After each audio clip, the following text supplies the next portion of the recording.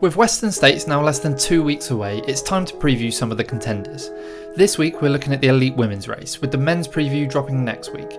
Now I say contenders as these 5 women all have the ability to win the race if things went their way, but I'm not necessarily saying that these are my 1 through 5 picks or the 5 best runners in the race, more just 5 runners that you should be following regardless of whether they're fighting for a podium or a top 10, because there's a level of intrigue around how they may perform. For example, we've got a technical mountain running specialist and UTMB winner who's stepping out of her comfort zone and into a completely different style of race with different challenges. Now, if you're unfamiliar with Western States or new to following the sport, firstly, go give my History of Western States video a watch to learn a little bit more about this incredible race, and then hopefully this video will give you an idea of who to keep an eye on come race day. And if you're a seasoned ultra running fan, let me know who you'll be looking out for on race day and how you think these ladies will get on. Let's jump into it.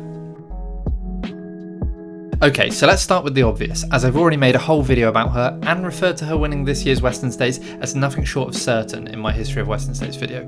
So yeah, I think Courtney will win, or at least should win, or maybe the correct phrase is that it's her race to lose. I'll try not to repeat all the results I listed in my Courtney Dauwalter video, but she's currently on a 2-year unbeaten streak over ultra distances, and most of those wins include breaking the course record and finishing high up in the overall standings. These aren't small local races either, we're talking UTMB, Hard Rock, the Grand Raid, Trans Gran Canaria, and a host of other world-class events.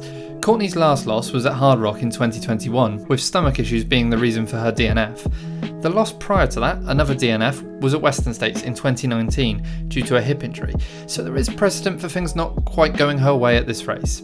Although counterpoint to that would be the pretty dominant win she had the year before in 2018. I think if Courtney was to lose this year, it would be down to another injury or error with fueling, as Courtney on her A game is pretty much unbeatable. And I know managing your body and your nutrition is a massive part of ultra running. It's what makes it unpredictable and less about who has the fastest PBs, and it's why we love the sport.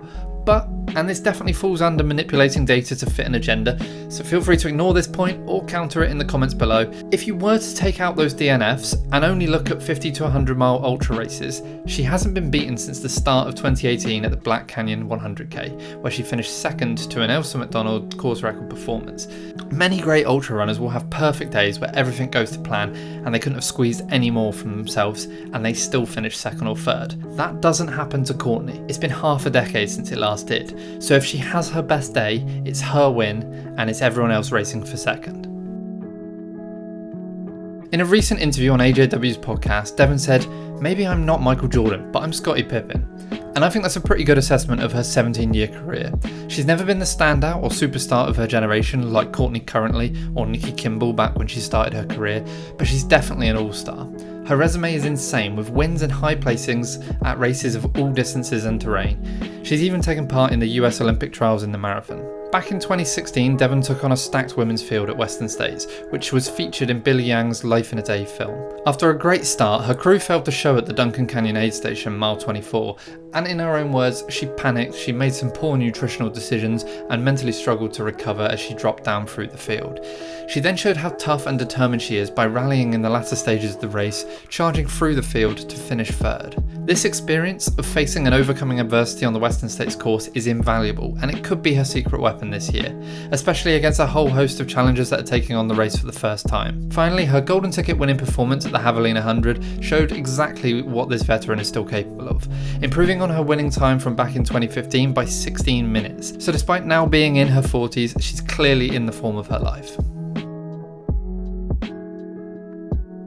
Camille Herron has something that no other US female runner has, from the 100-metre sprinters through the middle distance stars and marathoners to the ultra greats, and that is an outright American record. With her 48-hour US record earlier this year not just smashing the existing women's record, but the men's as well. She's arguably the GOAT when it comes to track and road looped events, setting world records for road 50 miles, road 100 miles, track 100 miles, 12, 24 and 48 hour track records, as well as the road 24 hours. On top of that, she's won some of the fastest and flattest trail ultras such as the Black Canyon 100k and the Javelina 100, the latter of which she smashed the course record by 49 minutes. Do I think all that success translates to a Western States win though?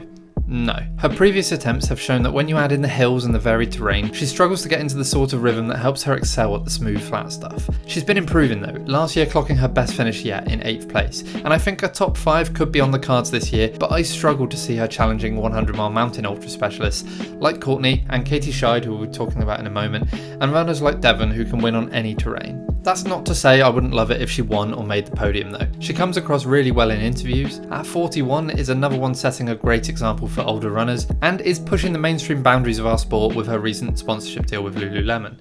Success here and Western States would be thrown all over their social media pages, putting the race in front of thousands of new eyeballs.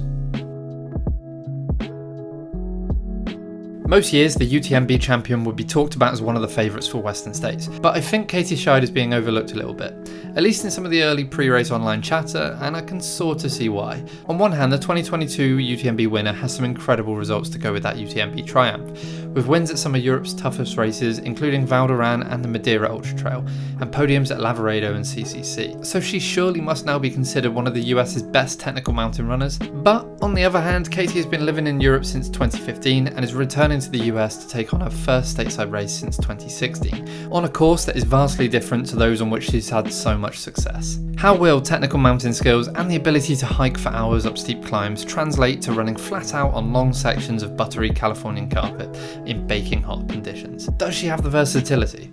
I think that's the biggest question, and it's why it will be really fun to see how her race unfolds. I think she could be a dark horse here, as much as a UTMB winner can be. At mile 48 of the 2022 Western States, a pretty iconic moment occurred as 3 women exited Devil's Thumb aid station running together at the head of the race, something rarely seen that far into a highly competitive race. Eventual race winner Ruth Croft was alongside 5th place finisher Emily Horgard and Keely Henninger. Keely had been smartly running further back and had worked her way up to join the other two, looking strong and relaxed and like she was ready to battle hard with the other two for her shot at the title. 5 miles later and she was 10 minutes behind following a bad ankle roll, and by Forest Hill she dropped from the race. It really was a case of what might have been. Keely is an incredibly smart runner and no doubt was in the process of executing her game plan to perfection. Fast forward to February and Keely showed exactly what she can do when her plans come to fruition, as she raced her way back into Western States via a golden ticket and course record performance at the highly competitive Black Canyon 100k. She came through the halfway point of that race in 3rd, within striking distance, and waited until the last 15 miles to take the lead. And I'm confident we can expect similar tactics again at this year's Western State. I'd imagine when the runners see their crews for the first time, which this year is at Michigan Bluff, mile 30, she'll be sitting just outside the top 3 or 5, biding her time before looking to make a move, so keep an eye out for her further down in the field. Although this year, with world-class runners like Courtney and Katie in the mix, I'm not sure Keely will want to let them get too far ahead, so it'll be really interesting to see how she plays this one. So there we have it, 5 women to keep an eye on come June the 24th. And it's worth saying that all of these women have plenty of interviews and video coverage out there if you're looking to dive a little deeper into their careers or Western States preparation, as I didn't want to bore you with all their training data or spending ages going over all these women's achievements. Although if that's something you prefer to hear about in future, let me know, as I'm always looking to improve these previews. And again, let me know your picks in the comments, and as I mentioned, I'll be back next week with the men's preview. Thank you so much for watching. Cheers.